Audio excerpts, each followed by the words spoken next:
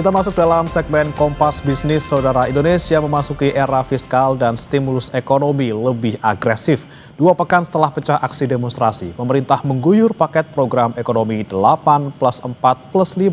Paket ini terdiri dari 8 program untuk mengakselerasi perekonomian 2025, 4 program untuk tahun 2026, serta 5 program untuk penyerapan tenaga kerja.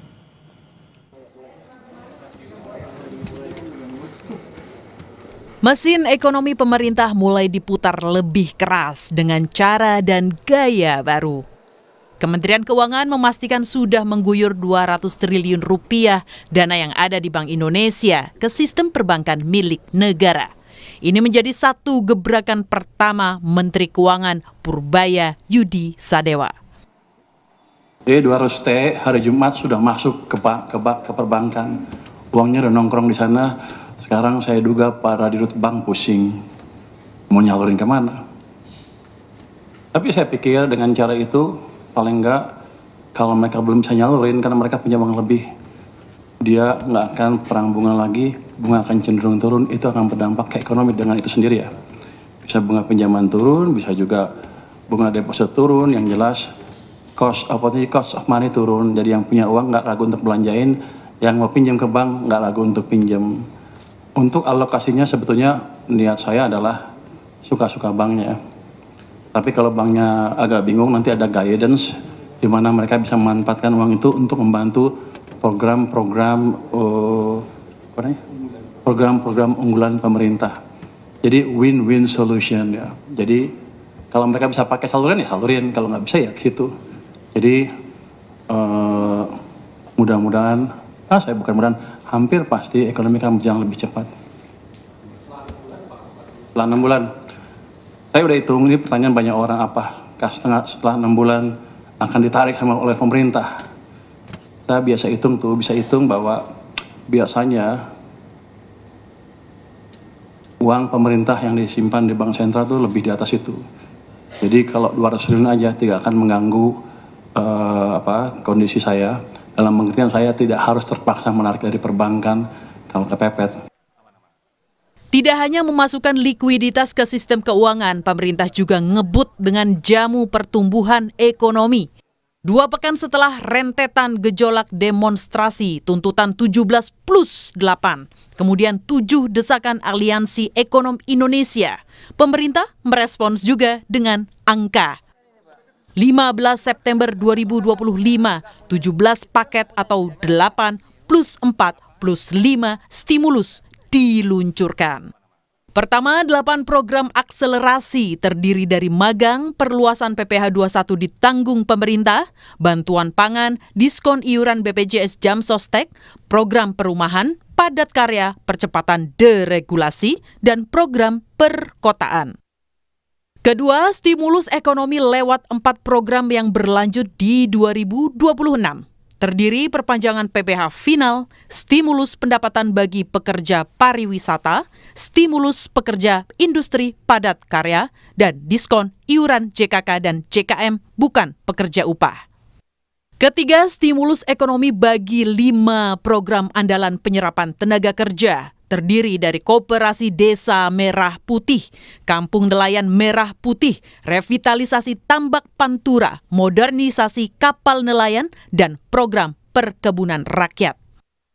Untuk perluasan ke sektor pariwisata, itu memang kita melihat bahwa sektor pariwisata, terutama Horeca juga sedang mengalami tekanan.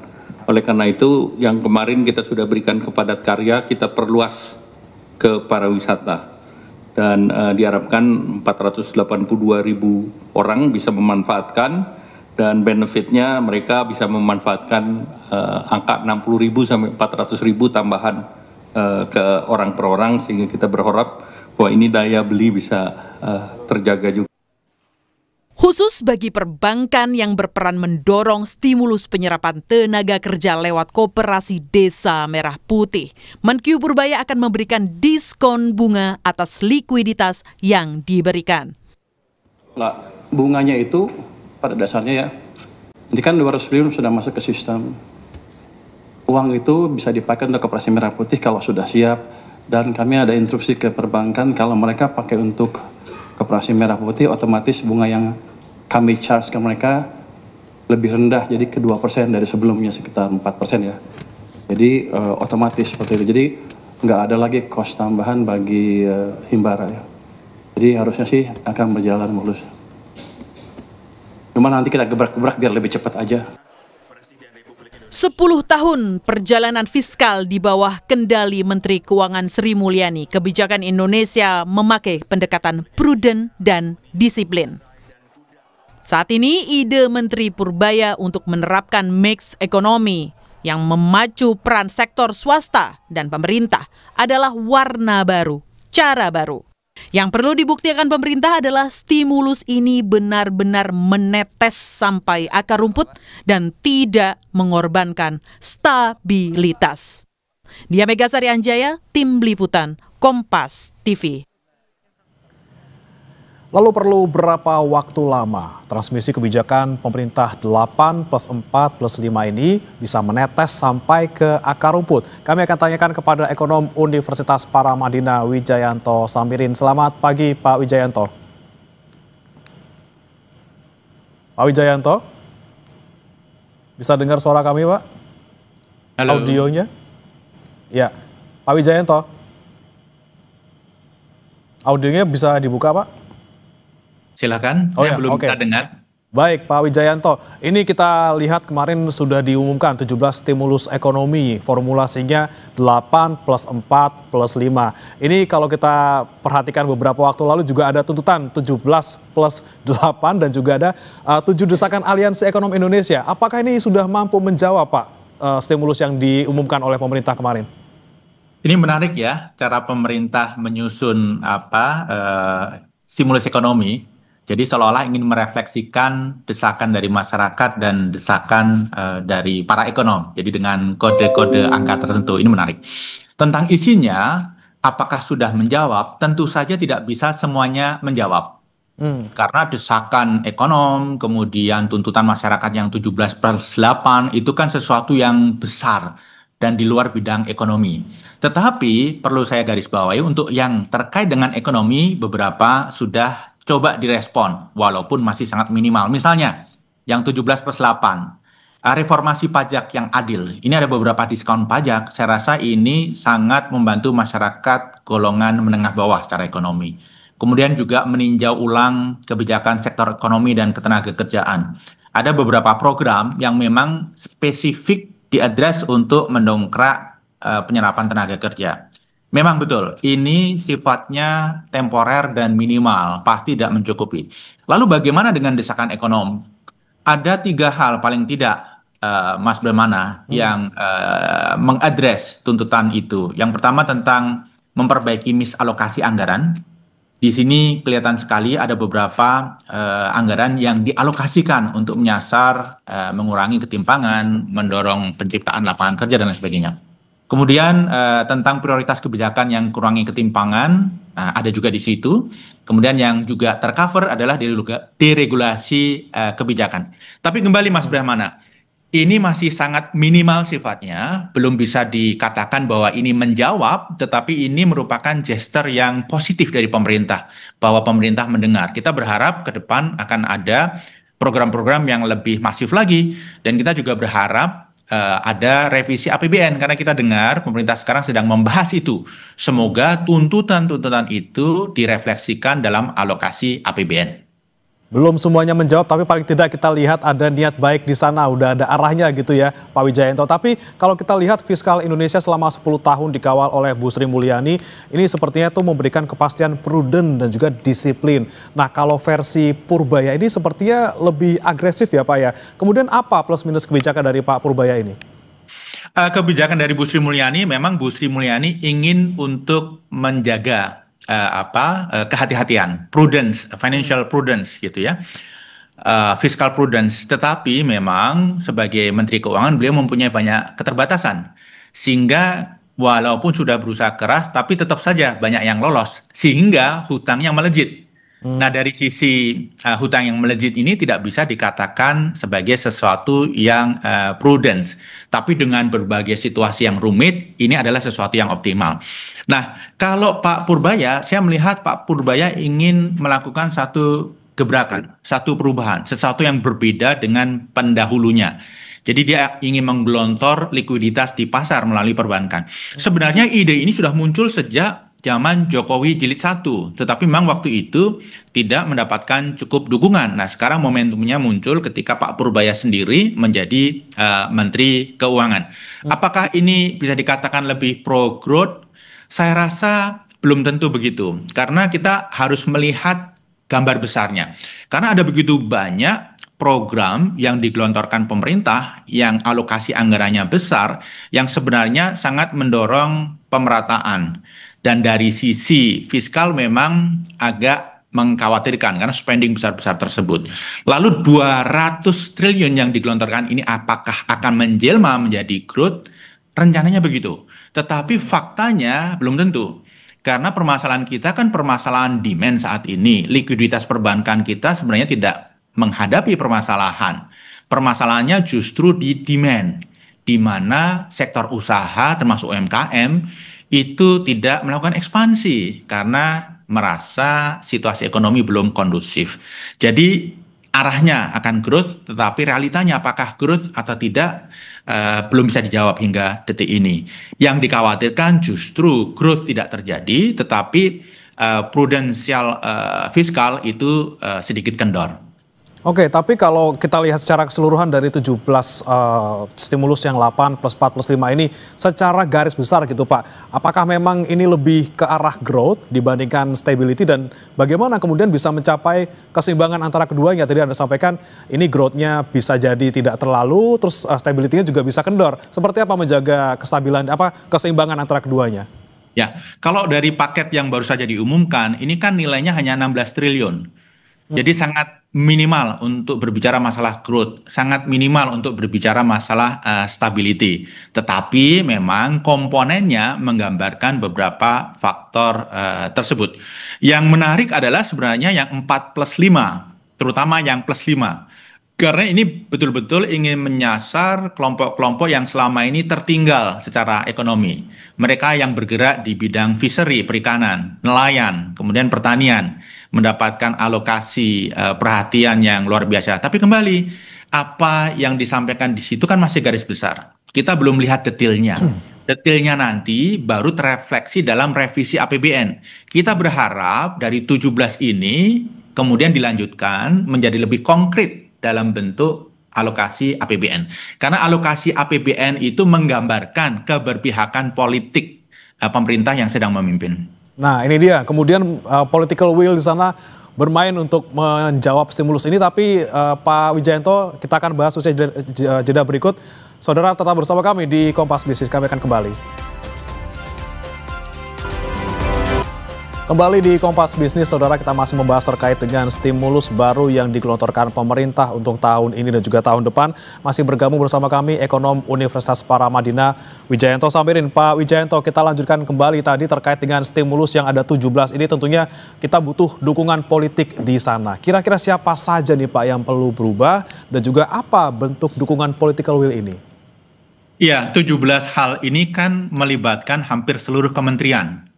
Jadi perlu kerja bersama, kerja keras dari seluruh kementerian untuk mewujudkan ini. Nah, political will yang diharapkan tentunya dari pimpinan tertinggi, dari Pak Presiden. Karena hanya dengan dukungan beliau ini bisa jalan dengan baik. Nah, mumpung ini sedang dalam proses revisi APBN, saya juga ingin menyampaikan permasalahan utama yang kita hadapi saat ini, fiskal kita saat ini adalah ada begitu banyak pengeluaran-pengeluaran masif. Sehingga membuat pengeluaran lain tidak mendapatkan tempat. Sehingga fiscal space-nya terbatas. Sehingga perlu berbagai manuver yang sebenarnya menimbulkan permasalahan-permasalahan baru. Misalnya burden sharing, kemudian gelontoran likuiditas 200 triliun dan lain sebagainya. Kalau ada political will yang kuat dari Presiden, misalnya beliau berkenan agar MBG ditunda pelaksanaannya sehingga growth-nya lebih sustainable. Kemudian 80.000 koperasi merah putih, 3 juta rumah untuk rakyat. Kalau itu bisa rekalibrasi ukurannya, maka sebenarnya kita tidak mempunyai masalah fiskal yang signifikan, dan sebenarnya itu bisa dialokasikan untuk hal-hal yang sangat penting. Yang sekarang ini Menteri Keuangan dan Menteri Ekonomi berusaha keras untuk mencari fiscal space dengan beberapa langkah kreatif yang belum tentu ini aman di masa mendatang. Jadi political will paling ultimate adalah dari Presiden Prabowo. Kalau beliau berkenan mengizinkan rekalibrasi 3 program utamanya tersebut. Kita harus pahami bahwa Pak Prabowo itu akan memimpin 5 tahun ke depan, bahkan 10 tahun. Sehingga menurut saya tidak ada urgensinya untuk digeber di awal kalau ini menimbulkan masalah di tempat lain. Justru masalah-masalah yang kadang-kadang relatif besar dan dirasakan oleh masyarakat. Kalau ditanya political will, ya political will dari para menteri, tapi ultimate political will dari presiden melalui beberapa hal yang tadi saya sudah sampaikan. Oke, utamanya dari Pak Presiden, kemudian baru diikuti oleh menteri-menteri di bawahnya bagaimana bekerja sama gitu ya. Tapi kemudian yang jadi pertanyaan juga Pak Wijayanto, ini seberapa lama sih proses transmisi berbagai stimulus ini bisa menetes sampai ke akar rumput? Mana sih kebijakan yang paling cepat menggerakkan ekonomi? Kalau dari 17 stimulus itu kemungkinan besar semuanya akan langsung menetes karena sifatnya diterima langsung oleh masyarakat. Misalnya potongan pajak, insentif pajak, itu kan ketika melakukan transaksi langsung terasa dampaknya. Belum lagi misalnya program terkait padat karya. Proyek-proyek padat karya yang didorong oleh Kementerian PUPR, Kementerian Perhubungan. Ini dampaknya langsung karena sifatnya padat karya, perbaikan rumah, perbaikan jalan, perbaikan irigasi, maka tidak perlu tender, tidak perlu izin. Langsung bisa seketika digelontorkan, menciptakan lapangan kerja, menciptakan daya beli. Kemudian yang lain juga misalnya perbaikan pemukiman yang dilakukan di Pemprov DKI. Ini berbeda dengan membangun rumah baru, berbeda dengan 3 juta rumah rakyat yang perlu visibility study, proses kredit, pembangunan, perizinan, mungkin timeline-nya 1 tahun. Kalau renovasi rumahnya sudah ada, begitu digelontorkan dana, pekerjaan tercipta, kemudian ada perputaran ekonomi, kemudian ada peningkatan produktivitas. Nah, dari 2 program ini, Mas Bremana, yang padat karya, tunai, kemudian perbaikan pemukiman, ini bukan konsumtif sifatnya, tapi ini sesuatu yang meningkatkan produktivitas.